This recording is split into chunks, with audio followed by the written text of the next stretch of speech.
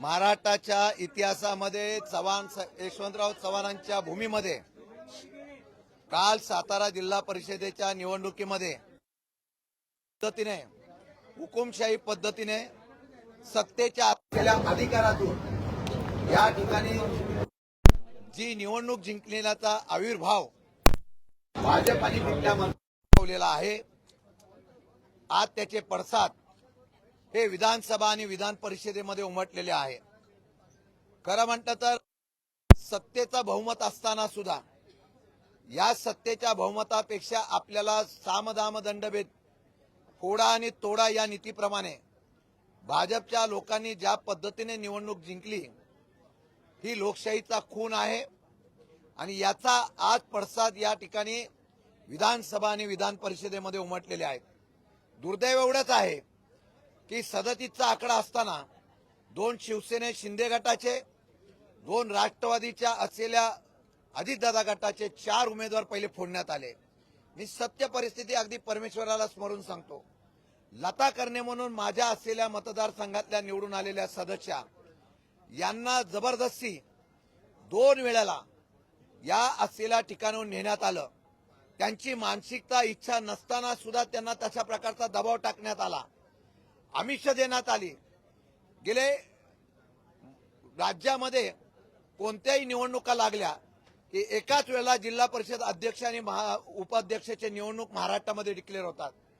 पहिली वेळ या महाराष्ट्रामध्ये सोयीने निवडणुका जिल्हा परिषद आणि अध्यक्ष उपाध्यक्ष का घेण्यात आल्या, एकाच दिवशी का घेण्यात आल्या नाही? कारण शेवटचं सूत्र जुळेपर्यंत साताऱ्याची निवडणूक घेण्यात आली नव्हती। खरं म्हणता हा प्री प्लान आहे। या प्री प्लान मध्ये ज्या पद्धतीने ही निवडणूक झाली, पोलीस बळाचा वापर, सातारा, सांगली, सोलापूरचे पोलीस तिथे खासगी ड्रेसमध्ये आणले होते। ज्या पोलिसांना निवडणूक प्रक्रियेच्या आत जायचा अधिकार नव्हता त्या पोलिसांनी दरवाज्यावर जिथं जिल्हाधिकारी निवडणूक अधिकारी होते त्यांच्या जवळ जात असताना त्या असलेल्या सदस्यांना नेण्याचं पाप केलेलं आहे। एवढी मस्ती आहे? लोकशाही एवढी संपलेली आहे का? आणि एवढं काय तर मंत्री वगैरे असताना त्यांना पकडून त्याला बाजूला ढकलून ते 2 सदस्य नेले। बरं, तक्रार काय की एक आमचा सदस्य बापूराव शिंदे हे त्या आमच्या बरोबर होते, या बापूराव शिंदेच्या मुलाला मोका लावतो अशा प्रकारच्या धमकी देऊन, तुमचे मागचे केसेस काढतो अशा प्रकारच्या धमकी देऊन त्या ठिकाणी त्यांना दबाव टाकला आणि खोटी कंप्लेंट देण्याच्या बाबतीत मला निर्णय झाला। आणि ही खोटी कंप्लेंट दिल्यानंतर ज्याच्या विरोधात तक्रार केलेली आहे तो स्वतः किडनॅप झालेला सदस्य म्हणून दाखवतात, तो स्वतः वाई पोलीस स्टेशनला रात्री गेला आणि त्यांनी सांगितलं मला कोणी पळवलेलं नाही, मला कोणी किडनॅप केलं नाही, मी माझ्या या पार्टी बरोबर आहे। असं असताना दुसऱ्या दिवशी सकाळी त्याच केसचा आधार घेऊन या असलेल्या सदस्यांना आमच्या 2 त्यांचा काही संबंध नाही त्या 2 अनिल देसाई आणि संदीप मांडवे यांना नेण्याचा प्रयत्न पोलिसांनी केला। कारण 33चा आकडा 100% आमचा होता। आम्हाला तुम्ही सांगता 12:15 पर्यंत आमच्या असलेल्या सदस्यांना 12:30च्या आत पोहोचायचं असताना गेटमधून आत दिलं जात नव्हतं। मला शेवटी खाली जावं लागलं आणि त्यांना गेटमधून आत न्यावं लागलं। एवढा पोलिसांची मगरुरी होती। आणि तेवढं काय, परंतु सभागृहाच्या आतमध्ये पॅसेजमध्ये गेल्याबरोबर एक मंत्री, एक नगराध्यक्ष, एक नगरसेवक, त्यांचे कार्यकर्ते आमच्या एका सदस्याला आमच्या समोर जबरदस्ती करून त्या ठिकाणी नेण्याचा प्रयत्न केला। त्याला आम्ही विरोध केला आणि तो विरोध केला, त्या सदस्याला थांबवण्याचं आम्हाला यश आलं।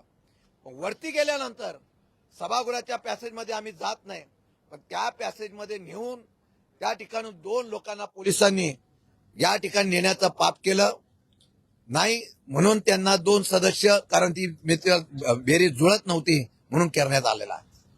आणि सभागृहाच्या आत जिल्हाधिकाऱ्याच्या समोर मंत्री आणि सगळे 1-2 सदस्यांना धमक्या देत होते, मतदान करा नाहीतर बघून घेऊ। माझं आजही आव्हान आहे सीओना आणि कलेक्टरला, तुम्ही निपक्षपणाने असाल तर तिथल्या सीसीटीव्ही या प्रेसला ओपन करून दाखवा, सत्य परिस्थिती लोकांना येऊन दे।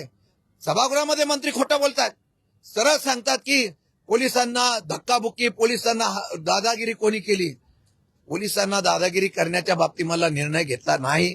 पालकमंत्र्यांनी जी परिस्थिती बघितल्यानंतर थोडासा या ठिकाणी पोलिसांना त्या ठिकाणी जबाबदारीची जाणीव करून देण्याचा प्रयत्न केला असेल तर मला वाटतं महाराष्ट्रात हा सगळा काळा दिवस आहे. सत्ता येते जाते हो, पण सत्ता मिळवण्यासाठी ज्या पद्धतीने हा हव्यास केला जातो हे दुर्दैवाचं आहे. एका बाजूला आमिष द्यायचं, एका बाजूला धमक्या द्यायच्या, एका बाजूला त्या ठिकाणी सदस्य फोडायचे आणि ऐकत नसेल तर पोलीस बळाचा वापर करायचा. कुठली लोकशाही राहिलेली आहे? आणि हे सांगतात आमदारांनी इथं सांगितलं आम्ही पीपल अलायन्स भाजप बरोबर केला होता कोरेगावमध्ये. कोरेगावमध्ये मी स्वतः अजितदादा स्वर्गवासी अजितदादांच्या शब्दाखातीर या ठिकाणी सातारा जिल्ह्यामध्ये आम्ही शब्द दिला होता त्याप्रमाणे अलायन्स केला. आमचे सगळे उमेदवार आम्ही घड्याळ उभं केले होते. मग त्या उमेदवारांची मतं कशाला तुम्ही घेतली? तुम्ही भाजपमध्ये गेला होता ना, भाजपचा अलायन्स होता, मग त्यांची मतं घ्यायची होती. मग आमच्या निवडून आलेल्या उमेदवारांबरोबर जे आमचं शिंदे गटाबरोबर राष्ट्रवादी अजितदादा गट आमचा आणि शिंदे गटाचा त्या ठिकाणी निर्णय होता, त्यांची मतं फोडण्याचं पाप का तुम्ही केलं? आणि ती मतं तुम्हाला लागतात आणि अलायन्सच्या बाबता करतात. जास्त नाही, परंतु ओबीसीचा दाखला असणारा सदस्याला संधी द्यायला पाहिजे होती. 3 सदस्य ओबीसीचे मधले असताना सुद्धा ओपन मधल्या महिला निवडून आलेल्या आहेत, त्यांना आपण जिल्हाध्यक्ष करण्याच्या बाबतीत मला निर्णय घेतला. असो, त्यांचा दाखला सुद्धा कधी मिळाला त्याची आम्ही कोर्टामध्ये चॅलेंज करणार आहोत. या दाखला देत असताना 11 वाजता त्यांना दाखला मिळतो असं समजतंय. काय यंत्रणा पळते? म्हणजे ठरवून या असलेल्या लोकशाहीचा खून करण्याचा प्रयत्न केला जाणार. आणि दादागिरी मी तर त्याच्या भाग पण घेतला नव्हता. ज्यावेळेला मला कळलं की इथे सदस्यांना अडवलं जाणार आहे, त्यामध्ये माझ्या सदस्यांचं संरक्षण करण्याची जबाबदारी माझी होती.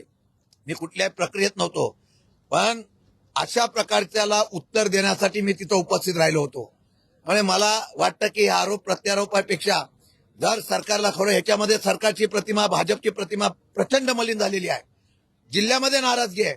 मी सांगतो आज निर्णय काय होईल ते होईल, पण आम्ही सगळेजण या संदर्भामध्ये निषेध अधिवेशन संपल्यानंतर 100% काढू आणि तसा जाप हा जिल्हाधिकारीला सीओला आणि त्या ठिकाणी त्या असलेल्या एसपीच्या बाबतीमध्ये विचारल्याशिवाय आम्ही राहणार नाही.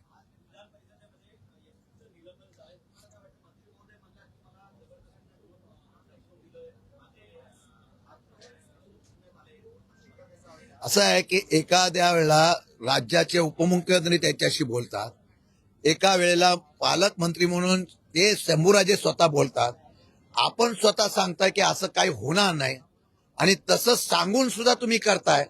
आणि खरोखर आहे शंभूराजेंना ज्या पद्धतीने मकरंद पाटलांना आम्हाला पोलिसांचा बळ वापरून ज्या पद्धतीने खेचत होते आणि दुसऱ्या बाजूला त्यांच्या मंत्र्यांना खुल्या मोकळीत करण्याचा आणि त्यांच्या भाजपच्या सदस्यांना त्यांचा काहीच संबंध नव्हता, त्यांना खुल्याम या सभागृहामध्ये फिरण्याची मुभा देत होतं.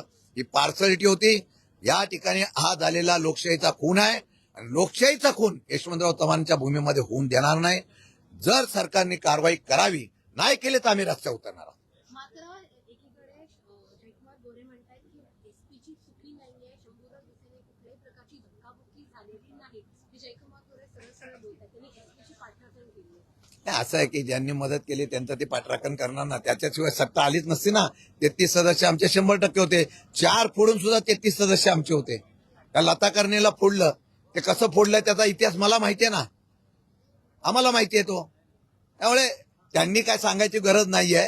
आपण 12 पैकी 8 आणल्या म्हणून जो महाराष्ट्रात गौगौ करता, परभणीमध्ये तसंच झालेलं आहे, साताऱ्यामध्ये तसंच झालेलं आहे. अनेक ठिकाणी त्यांनी सत्ता ही कोणत्या परिस्थिती आणण्याच्या बाबतीमधला निर्णय स्वतः सांगतात की मी या खात्याचे मंत्री आहोत, कुठल्याही परिस्थितीमध्ये तुमची बडतर्फ तुम्हाला डिस्क्वालिफाईड होऊन देणार नाही. मग कायदा राहिला काय? एवढ्यासाठी त्यांनी जिल्हा परिषदेचा कायदा बदलून घेतलेला आहे. कोर्टाचा अधिकार काढून स्वतःकडे घेण्याचा रणनीती तेवढ्यासाठी होती का? आता प्रश्न आहे. आम्ही आता शब्द कोर्टामध्ये सुद्धा विचारणार आहोत की आता न्याय कोणाकडे मागायचा? तुमच्याकडचे अधिकार काढले जातात आणि आता सुप्रीम कोर्ट किंवा हायकोर्टाला आम्ही विचारणार आहोत तुमचा अधिकाराचा हस्तक्षेप राहणार आहे का ना, ते सांगावं, नाही तर लोकशाही संपून जाईल.